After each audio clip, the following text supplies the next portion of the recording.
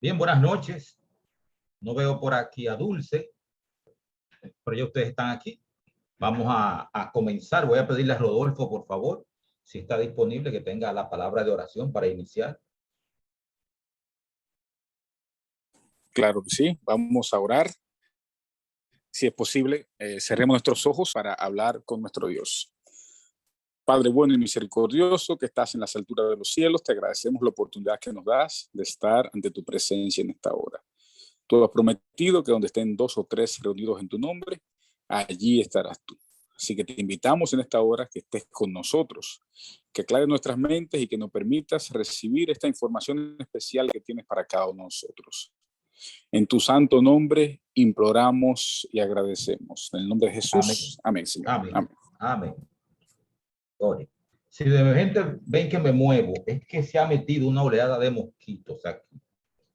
Ustedes saben, ayer llovió y entonces los mosquitos, entonces yo no tuve más remedio que buscar un arma de fuego para defenderme de los mosquitos, pero vamos arriba, vamos a comenzar. Muy bienvenidos a todos. Bienvenida Alexandra, bienvenido Armando. Dulce llegó. Siempre se me olvida el nombre de la hija de Rodolfo. Dios mío. Shannon, Liani, bienvenida. Rafael, Arturo, Acevedo, también bienvenido. Rodolfo, a mí se me están olvidando muchas cosas. Parece que el alemán viene a todo lo que da.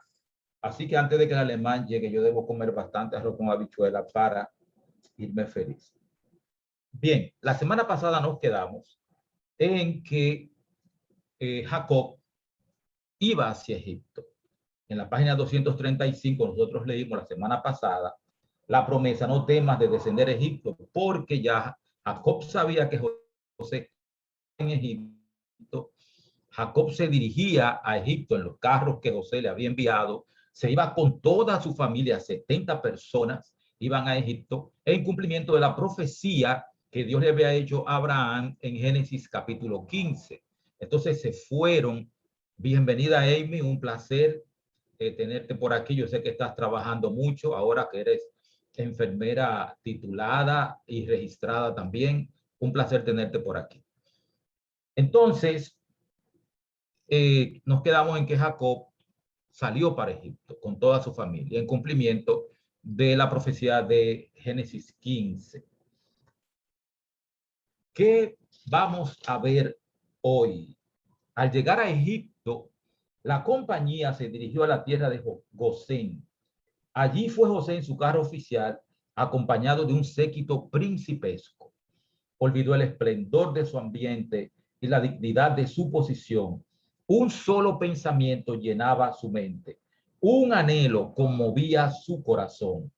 Cuando divisó la llegada de los viajeros, no pudo ya reprimir el amor cuyos anhelos había sofocado durante tan largos años. Saltó de su carro y corrió a dar la bienvenida a su padre. Echóse sobre su cuello y lloró sobre su cuello bastante. Entonces Israel dijo a José: muera yo ahora, ya que he visto tu rostro, pues aún vives.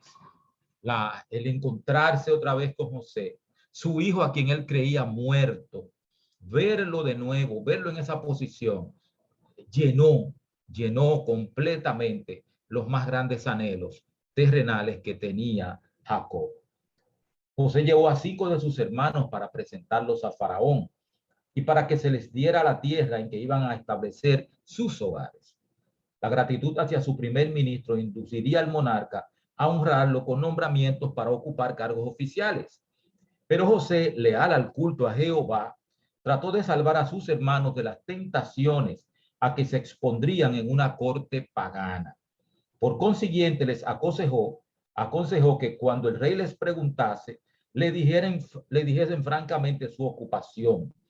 Los hijos de Jacob siguieron este consejo, teniendo cuidado también de manifestar que habían venido a morar temporalmente en la tierra y no a permanecer allí, reservándose de esa manera el derecho de marcharse cuando lo desearan. El rey les asignó un lugar, como había ofrecido, en lo mejor del país, en la tierra de Gosén. Poco tiempo después, José llevó también a su padre para presentarlo al rey. El patriarca era extraño al ambiente de las cortes reales, pero en medio de las sublimes escenas de la naturaleza, había tenido comunión con el monarca más poderoso y ahora con consciente superioridad alzó las manos y bendijo a Faraón. En su primer saludo a José, Jacob habló como si con esta conclusión jubilosa de su largo dolor y ansiedad estuviese listo para morir. Pero todavía se le otorgaron 17 años en el quieto retiro de Gosén. Estos años fueron un feliz contraste con los que habían precedido. Jacob vio en sus hijos evidencias de un verdadero arrepentimiento. Vio a su familia, perdón, rodeada de todas las condiciones necesarias para convertirse en una gran nación. Y su fe se afirmó en la segura promesa de su futuro establecimiento en Canaán. Él mismo estaba rodeado de todas las demostraciones de amor y favor que el primer ministro de Egipto podía dispensar. Y feliz en la compañía de su hijo por tanto tiempo perdido, descendió quieta y apaciblemente al sepulcro. Cuando sintió que se aproximaba la muerte, mandó llamar a José, aferrándose siempre con firmeza a la promesa de Dios referente a la posición de Canaán. Dijo: ruégote que no me entierres en Egipto, mas cuando durmiere con mis padres, llevarme has de Egipto y me sepultarás en el sepulcro de ellos. José prometió hacerlo, pero Jacob no estaba satisfecho con esto. Le pidió que le jurara solemnemente que le enterraría junto a sus padres en la cueva de Macpela. Otro asunto importante exigía la atención.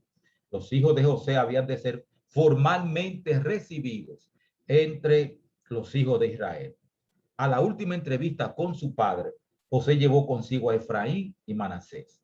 Estos jóvenes estaban ligados por parte de su madre a la orden más alta del sacerdocio egipcio. Y si ellos eligieran unirse a los egipcios, la posición de su padre les abriría el camino a la opulencia y la distinción. Pero José deseaba que se unieran a su propio pueblo. Manifestó su fe en la promesa del pacto en favor de sus hijos, renunciando a todos los honores de la corte egipcia a cambio de un lugar entre las despreciadas tribus de pastores a quienes se había confiado los oráculos de Dios. Dijo Jacob: y ahora tus dos hijos, Efraín y Manasés, que te nacieron en la tierra de Egipto, antes que viniese a ti a la tierra de Egipto, míos son, como Rubén y Simeón serán míos. Habían de ser adoptados como sus propios hijos y llegarían a ser jefes de tribus separadas. De esa manera, uno de los privilegios de la primogenitura perdida por Rubén había de recaer en José, a saber, una porción doble en Israel. La vista de Jacob estaba debilitada por la edad y no se había dado cuenta de la presencia de los jóvenes, pero al ver sus siluetas dijo: ¿quiénes son estos? Al saberlo agregó: allégalos ahora a mí y los bendeciré. Al acercársele, el patriarca los abrazó y los besó, poniendo sus manos solemnemente sobre sus cabezas para bendecirlos. Entonces pronunció la oración: el Dios en cuya presencia anduvieron mis padres, Abraham e Isaac, el Dios que me mantiene desde que yo soy hasta este día, el ángel que me liberta de todo mal, bendiga a estos mozos, y mi nombre sea llamado en ellos, y el nombre de mis padres Abraham e Isaac, y multipliquen en gran manera en medio de la tierra. No había ya en él espíritu de autoindependencia, ni confianza en los arteros poderes humanos. Dios había sido su guardador y su sostén. No se quejó de los malos días pasados. Ya no consideraba sus pruebas y dolores como cosas que habían obrado contra él. Su memoria solo evocó la misericordia y las bondades del que había estado con él durante toda su peregrinación. Terminada la bendición, dejando para las generaciones venideras que iban a pasar por largos años de esclavitud y dolor este testimonio de fe, Jacob le aseguró a su hijo: he aquí, yo muero, mas Dios será con vosotros y os hará volver a la tierra de vuestros padres. Para mí es muy impresionante el hecho de que quien parecía simple y llanamente un nómada, un pastor nómada, que tenía muchas ovejas, sí, muchas vacas y muchos ganados, pero a los ojos de los egipcios parecía un nómada más, una persona despreciable, era realmente el portador de los oráculos de Dios, el que conocía a Dios, el que había hablado con Dios, el que había sido dirigido por Dios. Era ese a quien los egipcios no tenían como en gran estima. A José sí, José los había salvado y los habían, el faraón lo había tratado bien a Jacob y a sus hijos, dándole la tierra de Gosén. Pero muchas veces las personas que nosotros tenemos al menos, las personas que despreciamos, son las personas que Dios tiene para dirigir o para ministrar su palabra. Me acuerda a el profeta que dijo, creo que no fue Oseas, yo no soy profeta ni hijo de profeta, pero yo lo que hago es que soy boyero y recojo, higos silvestres. El linaje de José tampoco era atractiva, la mayoría de los profetas tampoco lo eran, y sin embargo eran los depositarios del oráculo divino. Por fin todos los hijos de Jacob se reunieron alrededor de su lecho de muerte. Jacob llamó a sus hijos y dijo, juntaos y oíd, hijos de Jacob, y escuchad a vuestro padre Israel, y os declararé lo que os ha de acontecer en los postreros días. A menudo había pensado ansiosamente en el futuro de sus hijos, y había tratado de concebir un cuadro de la historia de las diferentes tribus. Ahora, mientras sus hijos esperaban su última bendición, el espíritu de la inspiración se posó sobre él y se presentó ante él en profética visión el futuro de sus descendientes. Uno después de otro, mencionó los nombres de sus hijos, describió el carácter de cada uno y predijo brevemente la historia futura de sus tribus. Rubén, tú eres mi primogénito, mi fortaleza y el principio de mi vigor, principal en dignidad, principal en poder.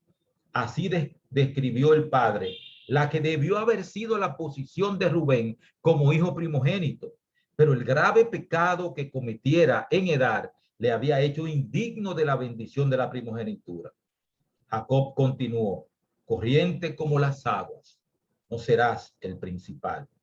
El sacerdocio le fue otorgado a Leví, el reino y la promesa mesiánica a Judá, y la doble porción de la herencia a José. Nunca ascendió la tribu de Rubén a una posición eminente en Israel. No fue tan numerosa como la de Judá, la de José o la de Dan, y se contó entre las primeras que fueron llevadas en cautiverio. Simeón y Leví seguían en edad a Rubén. Ambos se habían unido en su crueldad contra los siquemitas, y también habían sido los más culpables de la venta de José. Acerca de ellos se declaró, yo los apartaré en Jacob y los esparciré en Israel. Cuando se hizo el censo de Israel, poco antes de su entrada a Canaán, la tribu de Simeón resultó ser la más pequeña. Moisés, en su última bendición, no aludió a Simeón. Al establecerse en Canaán, esta tribu recibió solo una pequeña porción de la parte de Judá, y las familias que después se hicieron poderosas formaron distintas colonias y se establecieron fuera de las fronteras de la Tierra Santa. Leví tampoco recibió herencia, excepto 48 ciudades diseminadas en diferentes partes de la tierra. En el caso de esta tribu, sin embargo, su fidelidad a Jehová, cuando las otras tribus apostataron, mereció que fuera apartada para el servicio sagrado del santuario. Y de esa manera la maldición se convirtió en bendición. Las más altas bendiciones de la primogenitura se transfirieron a Judá. El significado del nombre, que quiere decir alabanza, se describe en la historia profética de esta tribu. Judá, alabarte han tus hermanos. Tu mano en la cerviz de tus enemigos. Los hijos de tu padre se inclinarán a ti. Cachorro de león, Judá. De la presa subiste, hijo mío. Encorvóse, echóse como león, así como león viejo. ¿quién lo despertará? No será quitado el cetro de Judá y el legislador entre sus pies hasta que venga Shiloh, y a él se congregarán los pueblos. El león, el rey de la selva, es símbolo apropiado de la tribu de la cual descendió David y del hijo de David, Shiloh, el verdadero león de la tribu de Judá, ante quien todos los poderes se inclinarán finalmente y a quien todas las naciones rendirán homenaje. Para la mayoría de sus hijos, Jacob predijo un futuro próspero. Finalmente llegó el nombre de José y el corazón del padre desbordó al invocar las bendiciones sobre el nazareo de sus hermanos. Ramo fructífero es José, ramo fructífero junto a fuente, cuyos vástagos se extienden sobre el muro, y causáronle amargura, y asaeteáronle, y aborreciéronle los arqueros, mas su arco quedó en fortaleza, y los brazos de sus manos se corroboraron. Por las manos del fuerte de Jacob, de allí el pastor y la piedra de Israel, del Dios de tu padre, el cual te ayudará, y del omnipotente, el cual te bendecirá, con bendiciones de los cielos de arriba, con bendiciones del abismo que está abajo, con bendiciones del seno y de la matriz. La bendición de tu padre las bendiciones de tu padre fueron mayores que las bendiciones de mis progenitores. Hasta el término de los collados eternos serán sobre la cabeza de José y sobre la mollera del nazareo de sus hermanos. Jacob había sido siempre un hombre de profundos y ardientes afectos. Su amor por sus hijos era fuerte y tierno, y el testimonio que dio de ellos en su lecho de muerte no fue expresión de parcialidad ni resentimiento. Había perdonado a todos y los amó a todos hasta el fin. Su ternura paternal se habría expresado solo en palabras de ánimo y de esperanza. Pero el poder de Dios se posó sobre él y bajo la influencia de la inspiración fue constreñido a declarar la verdad, por penosa que fuera. Una vez pronunciadas las últimas bendiciones, Jacob repitió el encargo referente al sitio de su entierro. Yo voy a ser reunido con mi pueblo, sepultarme con mis padres en la cueva que está en el campo de Macpela. Allí sepultaron a Abraham y a Sara su mujer. Allí sepultaron a Isaac y a Rebeca su mujer. Allí también sepulté yo a Lea. De esta manera, el último acto de su vida fue manifestar su fe en la promesa de Dios. Los últimos años de Jacob le proporcionaron un atardecer tranquilo y descansado después de un inquieto y fatigoso día. Se habían juntado oscuras nubes sobre su camino. Sin embargo, la puesta de su sol fue clara y el fulgor del cielo iluminó la hora de su partida. Dice la Escritura: al tiempo de la tarde habrá luz. Considera al íntegro y mira al justo, que la postrimería de cada uno de ellos es paz. Jacob había pecado y había sufrido hondamente. Había tenido que pasar muchos años de trabajo, cuidado y dolor desde el día en que su gran pecado le obligó a huir de las tiendas de su padre. Había sido fugitivo sin hogar, separado de su madre, a quien nunca volvió a ver. Trabajó 7 años por la que amó, solo para ser vilmente defraudado. Trabajó 20 años al servicio de un pariente codicioso y rapaz. Vio aumentar su riqueza y crecer a sus hijos en derredor, pero halló poco regocijo en su contenciosa y dividida familia. Se sintió dolorido por la vergüenza de su hija, por la venganza de los hermanos de esta, por la muerte de Raquel, por el monstruoso delito de Rubén, por el pecado de Judá, por el cruel engaño y la malicia perpetrada en José. Cuán negra y larga es la lista de iniquidades expuestas a la vista. Vez tras vez había cosechado el fruto de aquella primera mala acción.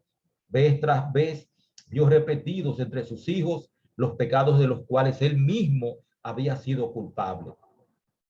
Pero, aunque la disciplina había sido amarga, había cumplido su obra. El castigo, aunque doloroso, había producido el fruto apacible de justicia. La inspiración registra fielmente las faltas de los hombres buenos que fueron distinguidos por el favor de Dios. En realidad, sus defectos resaltaban más que sus virtudes. Muchos se han preguntado el porqué de esto y ha sido motivo de que el infiel se burle de la Biblia.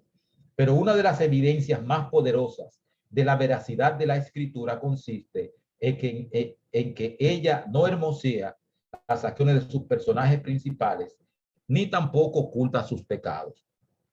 Las mentes de los hombres están tan sujetas a prejuicios que no es posible que la historia humana sea absolutamente imparcial.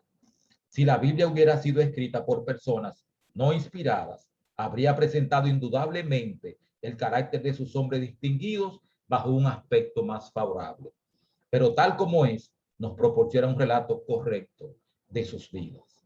Los hombres a quienes Dios favoreció y a quienes confió grandes responsabilidades fueron a veces vencidos por la tentación y cometieron pecados. Tal como nosotros hoy luchamos, vacilamos y frecuentemente caemos en el error. Sus vidas, con todos sus defectos y extravíos, están ante nosotros para que nos sirvan de aliento y amonestación. Si se los hubiera presentado como personas intachables, nosotros, con nuestra naturaleza pecaminosa, podríamos desesperar por nuestros errores y fracasos. Pero viendo cómo lucharon otros con desalientos como los nuestros, cómo cayeron en la tentación como nos ha ocurrido a nosotros, y cómo, sin embargo, se reanimaron y llegaron a triunfar mediante la gracia de Dios, nos sentimos alentados en nuestra lucha por la justicia. Así como ellos, aunque vencidos algunas veces, recuperaron lo perdido y fueron bendecidos por Dios, también nosotros podemos ser vencedores mediante el poder de Jesús. Por otro lado, la narración de sus vidas puede servirnos de amonestación, muestra de que de ninguna manera justifica a Dios al culpable. Ve el pecado que hay en aquellos a quienes más favoreció y lo castiga en ellos aún más severamente que en los que tienen menos luz y responsabilidad. Después del entierro de Jacob, el temor se volvió a apoderar del corazón de los hermanos de José. No obstante la bondad de éste hacia ellos, la conciencia culpable los hizo desconfiados y suspicaces. Tal vez José había postergado su venganza por consideración a su padre, y ahora les impondría el largamente aplazado castigo por su crimen. No se atrevieron a comparecer personalmente ante él, sino que le enviaron un mensaje. Tu padre mandó antes de su muerte diciendo, así diréis a José, ruégote que perdones ahora la maldad de tus hermanos y su pecado, porque mal te trataron. Por tanto, ahora te rogamos que perdones la maldad de los siervos del Dios de tu padre. Este mensaje conmovió a José y le hizo derramar lágrimas. Así que, animados por esto, sus hermanos fueron y se postraron ante él, diciéndole, henos aquí por tus siervos. El amor de José hacia sus hermanos era profundo y desinteresado, y sintió dolor ante la idea de que le creyeran capaz de abrigar un espíritu vengativo contra ellos. No temáis, dijo él, ¿estoy yo en lugar de Dios? Vosotros pensasteis mal sobre mí, mas Dios lo encaminó a bien para hacer lo que vemos hoy, para mantener en vida a mucho pueblo. Ahora pues no tengáis miedo, yo os sustentaré a vosotros y a vuestros hijos. La vida de José ilustra la vida de Cristo. Fue la envidia la que impulsó a los hermanos de José a venderlo como esclavo. Esperaban impedir que llegase a ser superior a ellos. Y cuando fue llevado a Egipto, se vanagloriaron de que ya no serían molestados con sus sueños y de que habían eliminado toda posibilidad de que esto se cumpliera. Pero su proceder fue contrarrestado por Dios y él lo hizo servir para cumplir el mismo acontecimiento que trataban de impedir. De la misma manera, los sacerdotes y dirigentes judíos sintieron celos de Cristo y temieron que desviaría de ellos la atención del pueblo. Le dieron muerte para impedir que llegase a ser rey, pero al obrar así provocaron ese mismo resultado. Mediante su servidumbre en Egipto, José se convirtió en el salvador de la familia de su padre. No obstante, este hecho no aminoró la culpa de sus hermanos. Asimismo, la crucifixión de Cristo por sus enemigos le hizo redentor de la humanidad, salvador de la raza perdida y soberano de todo el mundo. Pero el crimen de sus asesinos fue tan execrable como si la mano providencial de Dios no hubiese dirigido los acontecimientos para su propia gloria y para bien de los hombres. Así como José fue vendido a los paganos por sus propios hermanos, Cristo fue vendido a sus enemigos más enconados por uno de sus discípulos.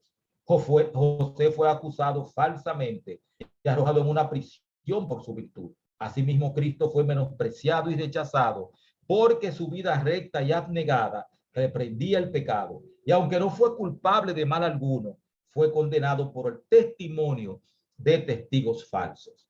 La paciencia y la mansedumbre de José bajo la injusticia y la opresión, el perdón que otorgó espontáneamente y su noble benevolencia para con sus hermanos inhumanos representan la paciencia sin quejas del Salvador en medio de la malicia y del abuso de los impíos, y su perdón que otorgó no solo a sus asesinos, sino también a todos los que se alleguen a él, confesando sus pecados y buscando perdón. José vivió 54 años después de la muerte de su padre. Alcanzó a ver a los hijos de Efraín hasta la tercera generación. También los hijos de Maquir, hijo de Manasés, fueron criados sobre las rodillas de José. Presenció el aumento y la prosperidad de su pueblo. Y durante todos estos años, su fe en la divina restauración de Israel a la tierra prometida fue inconmovible. Cuando vio que se acercaba a su fin, llamó a todos sus parientes. Aunque había sido tan honrado en la tierra de los faraones, Egipto no era para él más que el lugar de su destierro. Lo último que hizo fue indicar que había echado su suerte con Israel. Sus últimas palabras fueron: Dios ciertamente os visitará y os hará subir de aquesta tierra a la tierra que juró a Abraham, a Isaac y a Jacob. E hizo jurar solemnemente a los hijos de Israel que llevarían sus huesos consigo a la tierra de Canaán. Y murió José de edad de 110 años. Y lo embalsamaron y fue puesto en un ataúd en Egipto.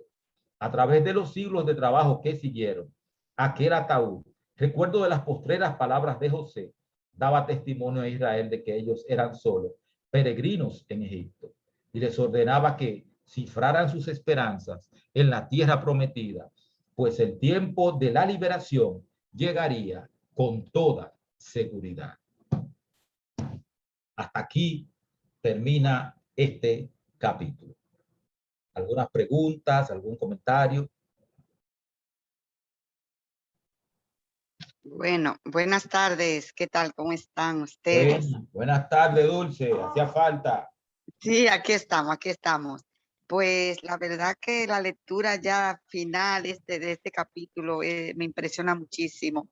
Ver esa actitud que toma José de no dejar que sus hijos se involucraran tanto, porque si eran, participaban en el sacerdocio egipcio, es que ellos estaban trabajando con esos ídolos y esa idolatría que me imagino que serán sacerdotes, es lo que creo. Entonces, él quiere desvincular por completo a sus hijos de todo aquello y que vengan aquí a este grupito sí de pastores, de gente que aparentemente como que no tenían ese valor y esa opulencia que tenían los egipcios. Sin embargo, con una convicción tan grande en el Dios en el que él creía.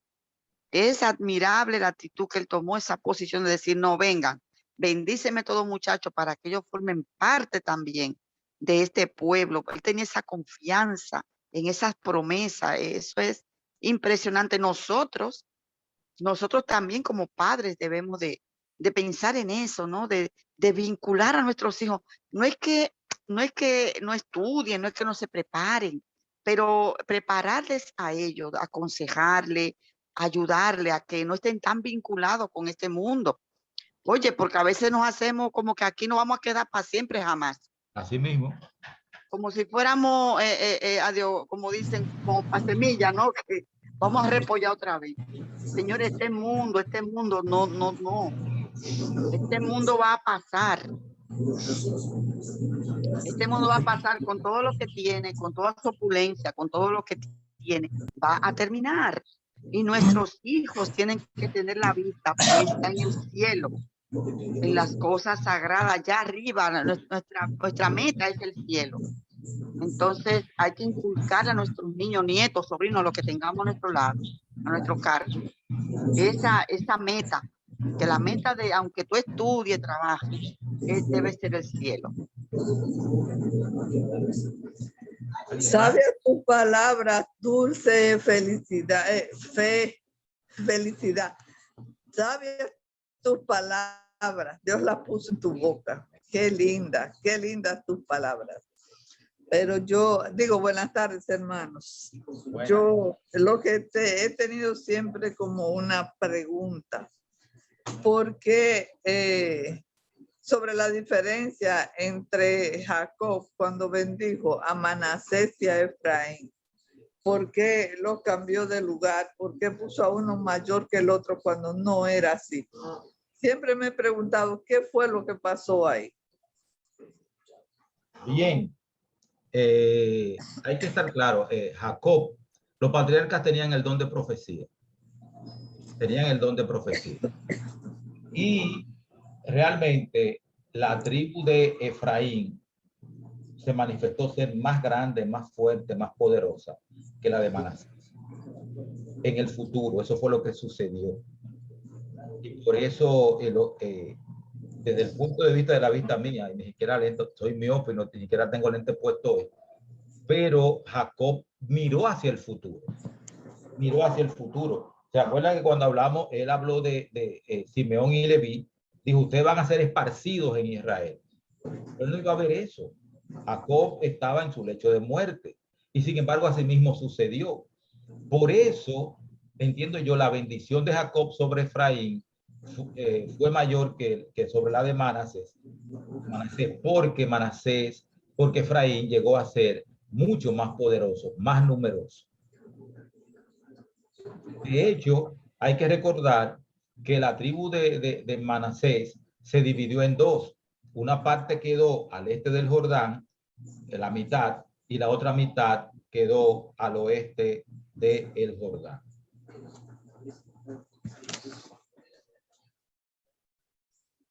¿Algo más? Bien, si no hablan, yo continúo porque a mí me ha encantado esto. Es bueno también destacar el perdón, porque José le hicieron mucho daño. Mira, y a veces nosotros hasta por un pellizquito que nos dan, nosotros guardamos nuestro rencor ahí, nuestra rabia, nuestro pique. Sí, yo perdoné, pero se te queda el pique ahí. Yo perdono, pero no olvido. Exactamente, sí, está perdonado, pero sentimos el pique, la rabia. Es bueno como pedir al Señor que nos sane eso, porque mira, José pudo haber, y tú dices, pero él tiene razón en coger y castigarlo y hacerle esto y lo otro, pero sin embargo, no, aún ellos estaban asustados, porque aún murió el papá. Ellos tenían miedo de que José volviera para atrás y dijera lo contrario, ¿verdad? Y sin embargo, no se preocupen, no. O sea, José estaba tan